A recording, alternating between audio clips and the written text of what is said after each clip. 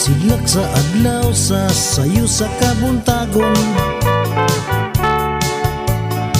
masuunta ang kataho maning kalibutan.